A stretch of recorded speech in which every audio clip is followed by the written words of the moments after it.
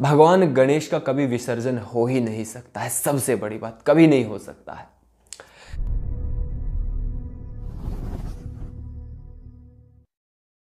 पूरे देश में गणेशोत्सव मनाया जा रहा है। गणेश विसर्जन की तैयारियां जोरों शोरों पर चल रही है। पंडित पुजारी, धर्मगुरु गणेश विसर्जन की इस प्रक्रिया को साइंटिफिक सिद्ध करने में लगे हुए हैं, नए नए तर्क दे रहे हैं। हिंदू धर्म की रीढ़ इस उत्सव को बताया जा रहा है। इतिहास को सबसे प्राचीन उत्सव सिद्ध करने का भी प्रयास किया जा रहा है। इसी दौड़ भाग में श्री श्री रविशंकर जी भी शामिल हो गए हैं। इस वीडियो के अंत तक आपको समझ में आ जाएगा कि ये जो प्रक्रिया है गणेश विसर्जन की, इसका सनातन धर्म, वैदिक धर्म से अर्थात हिंदू धर्म से दूर दूर तक कोई लेना देना नहीं है। हाँ, मुस्लिम और ईसाइयों का इनसे सीधा लेना, बिल्कुल सीधा, उनके सबसे नजदीकी ये प्रक्रिया होती है विसर्जन की। खैर, वीडियो के अंत तक आपको समझ में आ जाएगा। तो मिट्टी से गणपति को बनाया, फिर कहते हैं गणपति का प्राण मेरा प्राण, इनका जीव मेरा जीव। फिर प्रार्थना करते, हे भगवान जो मेरे भीतर हमेशा रहते हो, थोड़ी देर इस मूर्ति में आके बैठ जाओ। पूजा करने के बाद कहते हैं, हे भगवान अब तुम वापस मेरे दिल में चले जाओ। क्या कहते, पूजा करने के बाद फिर वो मृत्तिका का जो मूर्ति है, इसको ले जाके विसर्जन कर देते हैं। श्री श्री रविशंकर जी अपना तर्क दे रहे हैं, साइंटिफिकली लोगों को समझा रहे हैं कि गणेश भगवान को हम अपने अंदर से निकाल करके उनसे प्रार्थना करते हैं कि हे भगवान आप थोड़ी देर इस मूर्ति में आ जाइए, इस मिट्टी की गणेश की मूर्ति में आ जाइए। मैं आपके साथ खेलना चाहता हूँ, आपको कुछ प्रदर्शित करना चाहता हूँ अपने भाव।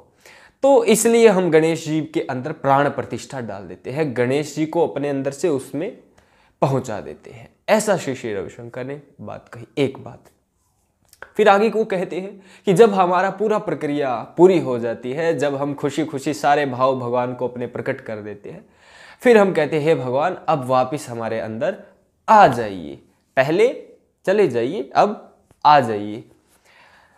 तो इस प्रक्रिया को हम कहते हैं कि भगवान अब आप जहां पर थे वहीं पर आ जाइए, अब इस मूर्ति से निकल जाइए। तो हम उसको विसर्जित कर देते हैं, मूर्ति को विसर्जन कर देते हैं।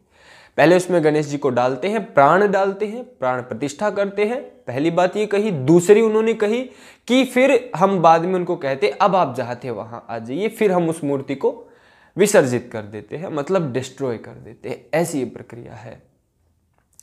तीसरी बात जब रविशंकर ने कही तो मुझे लगा कि हाँ, कहीं ना कहीं ये 5वीं 6ठी कक्षा इनको पढ़ लेनी चाहिए थी। मैं श्री श्री रविशंकर जी का समर्थक हूँ, उनकी सभ्यता का, उनकी भाषा शैली का, उनकी विनम्रता का, उनकी अच्छी बातों का मैं समर्थक हूँ, इसमें कोई दो राय नहीं। लेकिन लोगों को खुश करने के लिए जो लोग बुलवाना चाहते वो एक धर्मगुरु बोलने लग जाए, ऋषि बोलने लग जाए, तो क्या होगा इस समाज का?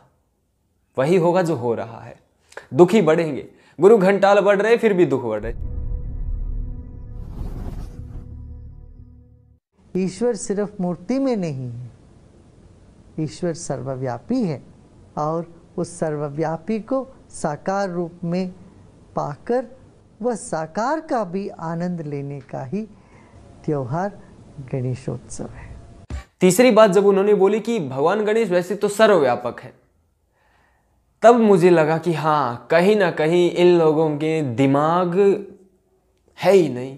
खास करके धर्म के क्षेत्र में तो इनके पास कुछ भी नहीं है, खाली है, बिल्कुल खाली है। एक सवाल है मेरे मन में, मैं कहूँ मेरी मुट्ठी में आकाश आ गया, आकाश मेरी मुट्ठी में आ गया, आप क्या कहेंगे? कहेंगे पागल हो गया, आप पागल हो, आकाश मुट्ठी में नहीं आ सकता है। आकाश तो मुट्ठी के अंदर, बाहर, ऊपर, नीचे, इन उंगलियों के अंदर भी, मेरे शरीर के अंदर भी है, हर जगह है आकाश। खाली कहाँ है? जहां भी जाओगे वहां ही आकाश है। मुट्ठी में आ ही नहीं सकता, वो तो अंदर, बाहर, ऊपर, नीचे, दाएं बाएं सब जगह है आकाश। क्यों? क्योंकि व्यापक है आकाश, सब जगह है, वो व्यापक है, सब जगह है वो। तो जो चीज सब जगह हो उसे हम ये नहीं कह सकते कि वो आया, मेरी मुट्ठी में आया। कहां से आएगा? पहले ही यहां है। जो पहले ही वहां है तो कहां से वो आए? ऑलरेडी वो वहां पर है, वो एग्जिट करता है वहां पर, आएगा कहां से? आना जाना किसका होता है? आना जाना मेरा हो सकता है। क्यों? क्योंकि मैंने एक स्पेस घेर लिया, एक स्थान विशेष पर हूं मैं। अब आप कह सकते हैं कि राहुल आर्य हरियाणा से दिल्ली आया, पहले मैं वहां नहीं था, आया मैं वहां। मेरे पास कोई आएगा तो मैं कहूंगा ये मेरे पास आया, वो मेरे से पास से चला गया। क्यों? क्योंकि वो एक समय पर एक स्थान पर है, इसीलिए उसका आना जाना होगा। यदि वो सब जगह हो तो आए जाएगा कहां? अब ये कह रहे हैं गणेश जी सर्वव्यापक है, सब जगह भगवान गणेश सर्वव्यापक है। सत्य बात है, सनातन धर्म की बात है, वेदों की बात है। भगवान गणेश सब जगह है, कोई कोना खाली नहीं उससे।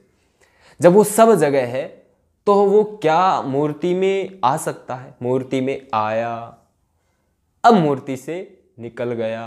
ये तो मूर्खता वाली बात है। आना और जाना हो ही नहीं सकता उसका। क्यों? क्योंकि वो सर्वव्यापक है। कुछ गहरी बात आपको बताता हूं। ये शीशा मेरे हाथ में किसी ने बनाया है, थैंक्स भारत परिवार के लिए मालीराम जी ने।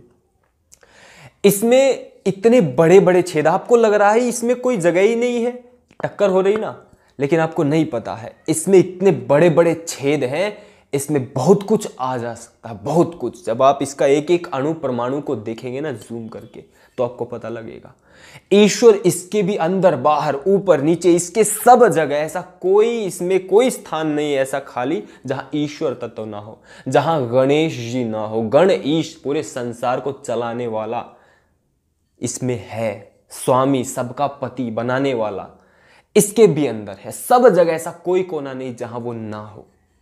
वो सर्वव्यापक है, आना जाना हो ही नहीं सकता है। आना जाना अल्लाह का हो सकता है। क्यों? क्योंकि अल्लाह एक स्थान विशेष पर रहता है, एक जगह पर, एक पर्टिकुलर जगह पर रहता है। वो, उसका नाम है सातवां आसमान। वो सब जगह नहीं है, इसीलिए वो दुनिया को नहीं चला सकता, ना उसने दुनिया बनाई है। एक जगह पर जिसने एक स्पेस घेर लिया ना, जिस भी वस्तु ने, जिसका आकार होगा वही स्पेस घेरेगी। जिसने स्पेस घेर लिया, एक जगह घेर ली, वो दुनिया को चला नहीं सकता, ना बना सकता है। ऐसे ही ईसाइयों का भगवान है खुदा, वो चौथे आसमान पर है, मतलब उसने भी दुनिया नहीं बनाई, ना ही वो दुनिया को चला सकता। जो सब जगह होगा ना, उसे ही तो पता होगा राहुल आर्य अब क्या सोच रहा है, उसने क्या क्या कर्म किए हैं पहले। पूरी दुनिया में लाखों करोड़ों जीवात्माएं, अरबों खरबों जीवात्माएं, हम गिन नहीं सकते हैं। सब इस समय कौन सा जीव कहां क्या कर रहा है किसको पता होगा? जो हर जगह होगा उसी को पता होगा, तभी तो वो न्याय कर पाएगा। दूसरी बात, जो सब जगह होगा ना, वही दुनिया को बना भी सकता है। एक एक अणु को, एक एक इलेक्ट्रॉन को, या जो भी है क्वार्क आदि है, उनको कौन मैनेज कर सकता है? जो उनके भी अंदर घुसा हुआ है ना, हर अणु के जो अंदर है, वही उन अणुओं को प्रेरणा देकर उनको अलग अलग संरचनाओं में ढाल सकता है। पानी बना सकता, अग्नि बना सकता, आकाश बना सकता है। जितनी भी चीजें हैं, क्रिएचर्स जो, वो सारा वही बना सकता है जो सब पदार्थों के अंदर हो। और सबके अंदर वही हो सकता है जिसका कोई आकार ना हो। आकार होगा तो उसने एक स्पेस घेर लिया ना, मतलब उसके भी दाएं बाएं ऊपर नीचे बहुत सारी वस्तुएं होंगी फिर, जो उसके सामर्थ्य से बाहर होंगी। मुझे नहीं पता कि मेरे सामने इस दीवार के पीछे क्या हो रहा है। क्यों? क्योंकि मैंने एक स्पेस घेरा, मैं एक स्थान विशेष पर बैठा हूं, सब जगह नहीं हूं। मुझे नहीं पता इस दीवार के पीछे क्या है, कहां क्या निर्माण चल रहा है। इसीलिए ईश्वर का कोई आकार हो ही नहीं सकता है। जो सब जगह होगा वही तो इस दुनिया को बना सकता है, और जो सब जगह होगा उसका कोई आकार नहीं हो सकता। अब ईश्वर भी सब जगह, उसका भी आकार हो जाए मान के चलिए, और अणु भी सब जगह है फैले हुए, उनका भी यदि आकार हो जाए, तो साइंटिस्टों ने एक सिद्धांत दिया है और सबको पता है, दो आकार वाली चीजें एक जगह पर नहीं रह सकती। यहां पर ये आकार है इसका, शीशे का,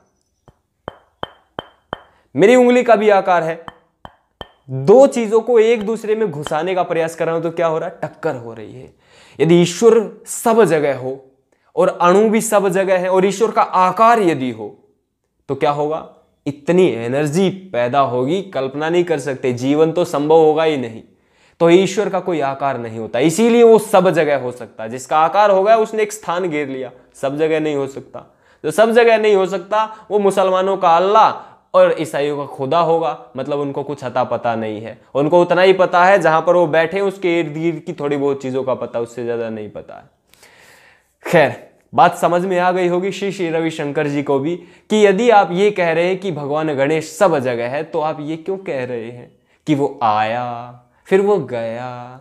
ये केवल जो चीजें होती हैं, ये धर्मगुरु इसलिए कहते कि समाज में जो क्रियाकलाप, जो ढोंग, जो पाखंड चल रहे हैं, यदि हम उनका बचाव करने के लिए स्पीच देंगे तो वो लोग खुश हो जाएंगे कि देखिए गुरु महाराज ने हमारी जो मान्यता थी, मेरी खुद की जो मान्यता थी, उस पर कितना अच्छा तर्क दिया है, सब लोगों का मुंह बंद कर दिया हमारे श्री श्री रविशंकर जी ने।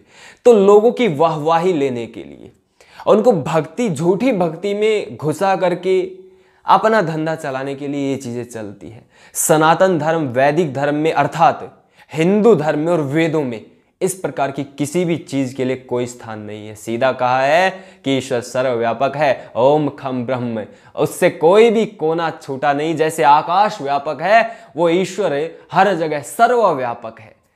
तो ईश्वर सर्वव्यापक है, उसका आना जाना नहीं हो सकता कहीं भी। ये समझ लीजिए आप। एक छोटा सिद्धांत मैंने आपको दिया है, मैं मानता हूं बहुत महत्वपूर्ण है। आकाश को मुट्ठी में नहीं ले सकते हो, ना आकाश आ सकता इसमें। आएगा तब जब वो यहां ना हो, वो यहां पहले ही है तो कहां से वो आएगा। तो आपको बात समझ में आ गई होगी। इसीलिए गणेश भगवान का विसर्जन कभी नहीं हो सकता, केवल ढोंग और पाखंड है। और ये परंपराएं मुसलमान और ईसाइयों पर शोभा देती हैं, क्योंकि उनके पास ये ऊपर वाला माला खाली होता है।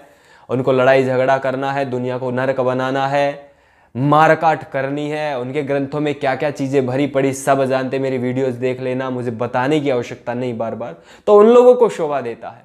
बुद्धिमान व्यक्तियों को, ऋषि महर्षियों की संतान को, भगवान राम और भगवान श्री कृष्ण की संतान को ये जो ढोंग पाखंड पिछले 1,500 और 2,000 वर्षों से, ये जो कुछ पौराणिक कहानियां गुड्डे गुड़ियों की, परी परियों की सुनकर हमने बना ली है, ये बहुत गलत है। इसी के कारण इस देश में जातिवाद और सती प्रथा जैसी, बाल विवाह जैसी प्रथाएं 1,500 वर्ष से चली थी, जो आज हमने दूर कर दी। क्यों ना इस प्रकार के ढोंग और पाखंड को भी दूर किया जाए। यदि नहीं करते तो आपको अपने आप को सनातन धर्मी और वैदिक धर्मी कहने का हक नहीं, क्योंकि हमारे यहाँ ईश्वर सर्वव्यापक है, सब जगह है।